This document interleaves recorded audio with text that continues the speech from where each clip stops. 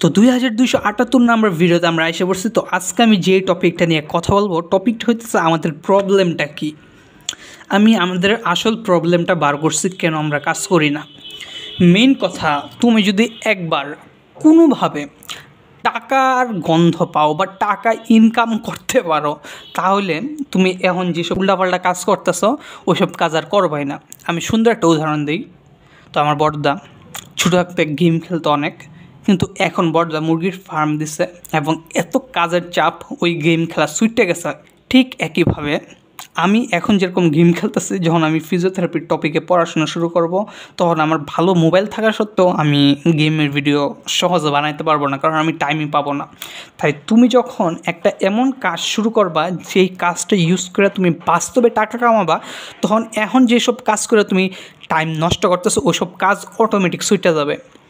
বুঝতেই পারতেছো। যেমন আমি যদি ফিউচারে এখন যে গেমগুলো খেলতেছি এগুলো আমার ইমেলে সেভ আছে, তো ওই সেভ করা গেমগুলো ইউজ করে যদি আমি ফিউচারে গেম প্লের ভিডিও বানাই, তাহলে এগুলো আমার কাজে লাগবে। কিন্তু যদি এমন হইতো যে শুধু আমি গেমই খেলতেছি কিন্তু এগুলো আমি ইউজ করে টাকা কামানোর কোনো কাজ করতেছি না, তাহলে ওইসব কাজ অটোমেটিক ছুটে যাবে। তো আমাদের প্রবলেম হইতেছে আমরা এখন এমন কোনো কাজ জানি না যেই কাজটা করার মাধ্যমে আমরা হাতে টাকা পাবো, তাই আমরা ফ্রি টাইমে উল্টাপাল্টা কাজ করতেছি। কিন্তু যখন আমরা বুঝতে পারবো যে এই কাজটা আমি এইভাবে ইউজ করলে টাকা কামাইতে পারবো, তখন আমরা আসলে এত সময় নষ্ট করবো না। বিষয়টা হইতেছে যখন আমরা কর্মক্ষেত্রে ঢুকবো, তখন আমরা চাইলেও সময় নষ্ট করতে পারবো না। আর এখন আমরা বাপ মার টাকায় চলতেছি, তো বুঝতেই পারতেছো। এই জন্য ফ্রি টাইমে আমরা খালি এনজয় করি এবং কাজের কাজ কিছু করতেছি না। যেমন এখন আমি যে ভিডিওগুলো আপলোড করতেছি, এগুলাও এক প্রকার আমি কাজ করতেছি।